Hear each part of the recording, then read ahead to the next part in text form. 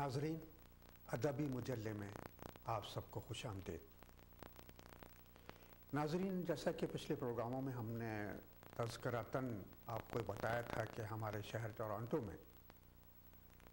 حلقہ ارباب ذوق قائم ہو چکا ہے اور اس کے اب تک 2 اجلاس بھی ہو چکے ہیں۔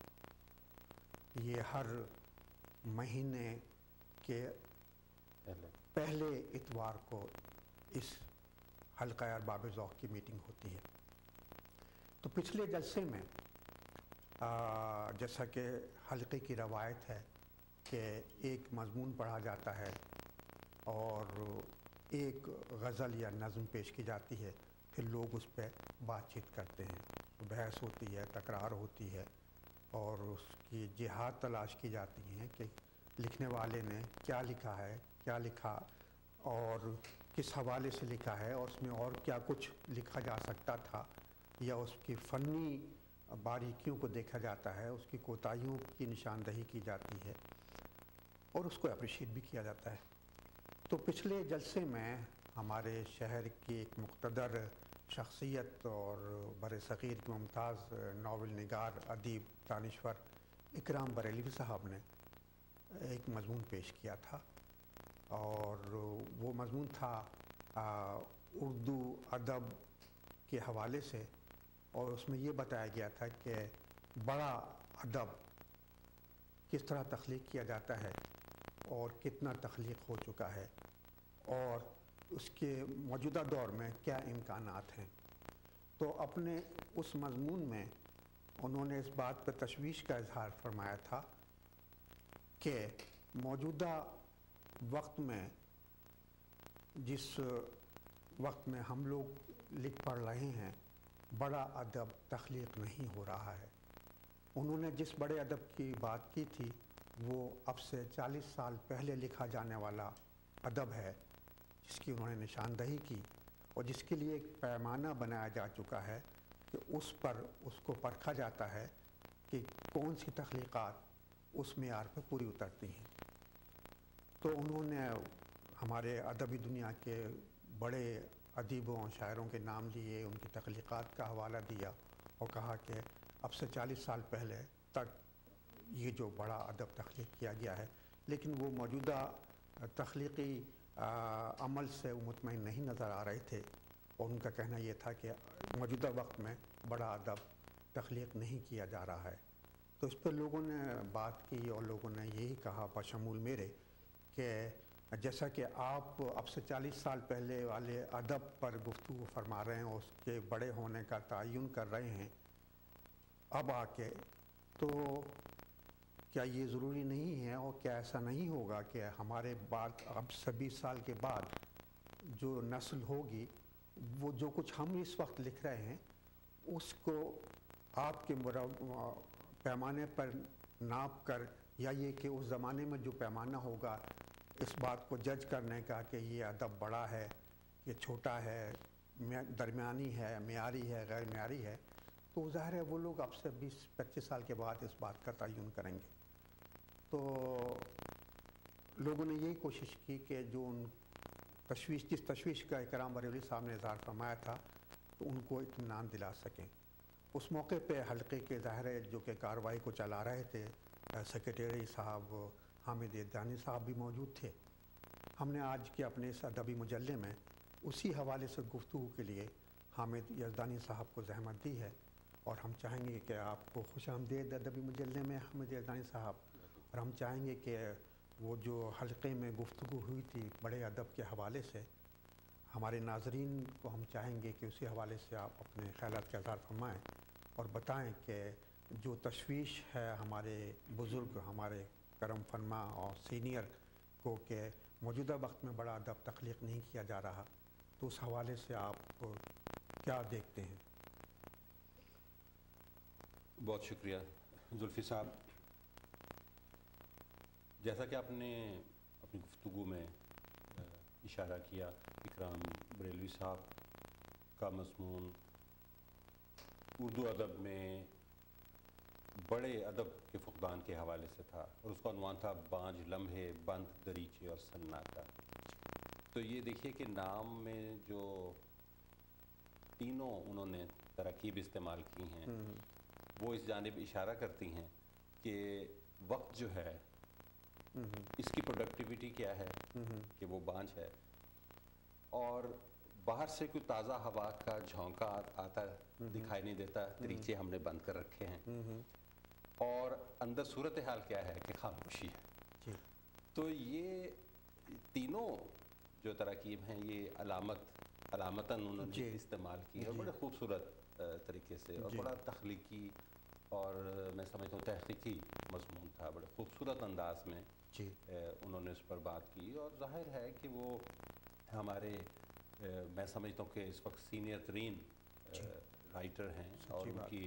ادب کی تاریخ پہ اور موجودہ ادب پہ بہت گہری نظر ہے۔ ماشاء اللہ 90 سال کی عمر ان کی ہونے کو آ رہی ہے اب۔ جی، اور خود ان کی اپنی تخلیقات، ان کے ناول جو ہیں وہ صف اول کے لاوا، پلسرات، اور ابھی ان کا حسرت تعمیر، اس میں وہ شمار ہوتے ہیں۔ تو اس لیے اس مضمون کی اہمیت تھی، اور میں سمجھتا ہوں کہ حلقہ ارباب ذوق کے اجلاسوں کی اہمیت جو ہے اس سے اور اجاگر ہوئی حلقوں میں، کیونکہ اس سے جو ہے ایک بحث کا آغاز ہوا، اور امید ہے کہ یہ تعمیری طور پر یہ بحث جو ہے وہ آگے چلے گی۔ تو بانجھ لمحے بند دریچے اور سناٹا میں جو اکرام بریلوی صاحب نے تجزیہ کیا حالات کا، اس میں انہوں نے ادب، ادیب اور ماحول کا ایک ٹرائنگل بنایا، ایک مثلث، ایک انہوں نے مثلث اور بنائی جو کہ زندگی، کائنات اور ادیب کے باہم تعلق جو ہے، باہمی تعلق اس کو آپ باہم ملاتی ہے۔ اچھا، پھر انہوں نے یہ دیکھا کہ بھی اس کا ذمہ دار ہے کون؟ اس کا ذمہ دار ہے کون؟ کیا زندگی ایک ایسی روش اور ڈگر پر چل رہی ہے کہ اچھا یا بڑا ادب تخلیق نہیں ہو پا رہا؟ کیا ادیب کے موضوعات اس سطح کے نہیں رہے کہ جیسے ماضی میں تھے، شاید اس لیے بڑا ادب تخلیق نہیں ہو پا رہا؟ اور کیا مجموعی ہمارا ماحول سیاسی، معاشی، تخلیقی اس طرح سے ہے کہ جو مدد نہیں کر رہا ہمارے ادیب کی کہ وہ ایک ماضی کی طرح، ماضی جیسا اعلیٰ ادب تخلیق کر پائے؟ اور کیا باہم ان عوامل کا رابطہ ہے؟ انہوں نے ذکر ذرائع ابلاغ کی چکا چوند کا بھی کیا کہ یہ بھی لکھنے والوں کے لیے ایک بہت بڑا چیلنج ہے کہ شاید لکھنے کا وقت نہیں انہیں مل پاتا، پھر یہ کہ ان کی توجہ جو ہے لکھنے والے کی وہ کافی ڈائیورٹ ہو جاتی ہے۔ تو یہ اس چیلنج کی جانب اشارہ کیا۔ پھر انہوں نے اشارہ کیا کہ میر و نذیر و غالب کے بعد صورتحال جو ہے، دیکھیے ایک اور مثلث جو ہے ہمارے سامنے آتی، وہ نہیں رہی جو کہ ہونی چاہیے تھی۔ انہوں نے جیسے آپ نے فرمایا، انہوں نے جو حوالے دیے آج سے کچھ 40-50 سال پہلے لکھے گئے ادب کے، جو کہ بہت اہم اور مقتدر حوالے ہیں، اور ان پر نظر ڈالے بغیر ہم نئے اردو ادب کے تدریجی جو مراحل ہیں، اس کا جو تاریخی اور تدریجی عمل ہے، اس کو پوری طرح سے سمجھنے سے قاصر رہیں گے۔ تو بہت خوبصورت، لیکن اس میں تشویش کی بات یہ ہے کہ وہ منٹوں پہ آ کے ٹھہر گئے، بالکل۔ اصل میں جو مجھے بات محسوس ہوتی ہے، اگر ہم اکرام بریلوی صاحب کے مضمون کو تھوڑی دیر کے لیے ایک طرف بھی رکھتے ہیں، وہ یہ ہے کہ جب ہم بات کر رہے ہیں بڑے ادب پر، تو اس کو شروع کرنے سے پہلے یہ دیکھ لیں اگر کہ بڑے ادب کی تعریف ہے کیا، تو بات سمجھنے میں ہمیں آسانی ہو جاتی ہے کہ بڑے ادب سے مراد کیا ہے۔ یہی بات طاہر اسلم گورا نے کی تھی کہ بھی ہمیں پہلے یہ تعین کرنا ہے کہ بھی اس کی تعریف کیا، وہ کس تحریر کو، کس تخلیق کو آپ بڑا ادب کر رہے ہیں، اس کا معیار کیا ہے، اس کا معیار کیا ہے، اس کے انگریڈینٹس کیا ہیں کہ جن کی بنیاد پر ہم یہ جانچ سکیں کسی فن پارے کو کہ یہ بڑا ادب ہے، یہ بڑا ادب نہیں ہے۔ مجھے ایسا لگتا ہے کہ گفتگو کے اختتام کے قریب تقریباً کچھ اس طرح کا کنسنسس ہو گیا تھا کہ بڑے ادب کی بجائے اگر ہم اچھے اور معیاری ادب کی تخلیق پر بات کریں تو بات زیادہ قابل فہم اور ریلیونٹ ہو جائے گی اس کے ساتھ۔ جہاں تک بڑے ادب کی بات ہے زلفی صاحب، آپ جانتے ہیں کہ کوئی ایک تعریف نہیں ہے اس کی. دنیا کے مختلف رائٹرز نے اس کے بارے میں لکھا اور ہر ایک نے اس کو مختلف نہ ہی ایک پیمانہ ہے, نہ کوئی ایک پیمانہ ہے کہ جس پر آپ ناپ سکیں. اور ایک بڑا چیلنج جو ہے جس کی جانب آپ نے اشارہ کیا بھی, وہ وقت ہے کہ ہم جس وقت میں تخلیق کر رہے ہیں اس لمحے میں اس کو بڑا ادب قرار دینا یا ایسا فیصلہ صادر کرنا جو ہے ہمارے لیے ممکن نہیں ہوتا, اور یہ کبھی بھی نہیں ہوا. اچھا, اب بڑے ادب کا معیار کیا ہے؟ کیا ہم دیکھیں کہ موضوعاتی سطح پر وہ ایسا ادب ہے جو دوسرے ادب سے, جو دوسری تخلیقات سے بہت مختلف ہے, تو اس کو ہم کہیں گے بڑا ادب. کیا اس میں اسلوبیاتی یا ساختیاتی ایسے تجربات کیے گئے ہیں کہ وہ انوویٹو لگتا ہے, پہلے سے موجود نہیں ہے, تو اس کو بڑا ادب کہیں گے؟ یا جیسے بعض لوگوں نے کہا بھی کہ اس عہد کا کہ مختلف چھوٹے چھوٹے سانحات ہیں, سب سے بڑے سانحے کو جس نے اپنی تخلیق میں سمو دیا مؤثر انداز میں, کیا وہ بڑا شاعر ہوگا؟ جیسے کہ مغرب میں یہ کہا گیا ایک دور میں کہ آپریشن کے خلاف لکھا جانا جو ہے, یا جو بلیک لٹریچر ہوگا, اسی میں بڑا ادب تخلیق ہوگا, اس لیے کہ وہی بڑا عالمی ہے. اس طرح اس مضمون میں بھی آپ کو یاد ہوگا اس گفتگو میں نصرت صدیقی صاحبہ نے اشارہ بھی کیا کہ کیا جنگ کے حوالے سے جو لکھا جائے گا وہ بڑا ادب ہوگا, اس لیے کہ ہمارے ادب کا شاید المی ہے. کیا ہمارے ادب کا ہجرت کے حوالے سے جو لکھا ہے نا, بالکل, یہ بھی کیا ہجرت جو ہے یہ ایک بہت بڑا اس وقت ہمارا مسئلہ ہے, تو کیا ہجرت کے حوالے سے لکھا جانے والا ادب یہ؟ اچھا, اس میں ایک اور مسئلہ جو زلفی بھائی ہمیں درپیش ہوتا ہے وہ یہ ہے کہ جب ہم میر و نظیر و غالب کی بات کرتے ہیں, جب ہم لکھنے والے یا بڑے ادب کی بات کرتے ہیں, وہ اصل میں ہم ادیب جو ہے اس کا تجزیہ کر رہے ہوتے ہیں. میرا خیال ہے کہ اگر ہم تخلیق کار ادیب یا شاعر کی بجائے تخلیقات پر بات کریں تو بات سمجھنا میں تھوڑی آسانی ہو جاتی ہے. تو یعنی اور اس سے یہ بھی سہولت ہو جائے گی کہ بجائے اس کے کہ ہم یہ دیکھیں کہ اچھا عبداللہ حسین جو ہیں انہوں نے بڑا ادب تخلیق کیا, ہم سمجھتے ہیں کہ ان کا ناول اداس نسلیں جو ہے وہ سب سے, یا قرۃ العین حیدر نے آگ کا دریا, اس وقت دنیا میں نہیں, اگر میرا پروگرام دیکھ رہی ہوتی تو بہت چڑھتی ہیں انہیں کہ بھی آگ کا دریا سے آگے شاید لوگوں نے مجھے پڑھا ہی نہیں, وہ اس پر ناراض ہو جاتی تھی. تو کیا آگ کا دریا لکھنے کی وجہ کہ آگ کا دریا سب سے بڑا, کیا مطلب اداس نسلیں سب سے بڑا, کیا علی پور کا ایلی جو ہے وہ بڑا ہے, کیا ہم بانو قدسیہ کے راجہ گیت کو یہاں ڈسکس کریں, عزیز احمد صاحب کے آگ کو. تو اگر ہم یہ دیکھیں کہ ایک عہد جو ہے وہ اس کا احاطہ پورا ضروری نہیں ہے ایک ادیب کر پا رہا ہو یا ایک شاعر کر پا رہا ہو. میں قطع کلام کروں گا, اور اس کے علاوہ یہ بھی یہاں پر نقطہ آتا ہے, یہ بات سامنے آتی ہے کہ نہ صرف یہ کہ وہ اپنے عہد کا پورا احاطہ نہیں کر پا رہا ہے, بلکہ یہ بھی تو ہے نا کہ اس عہد میں جو باتیں تھیں, جو انسیڈنٹس ہوئے, جیسے ہجرت ہوئی, وہ ہجرت کا عہد ہے, جنگوں کا عہد ہے, ٹھیک ہے, لیکن ہمارا جو عہد ہے وہ ماشاء اللہ کا عہد ہے, تخریب کاری کا عہد ہے نا. تو اب یہ باتیں وہ لوگ تو موجود نہیں ہیں, اس اپنے عہد کی باتیں ہم لکھ رہے ہیں اب جو, تو ہمارے بعد کی جو نسلیں ہیں, جو لوگ آنے والے ہیں, تو وہ اس کا تعین کریں گے. ہمارا فرض یہ ہے کہ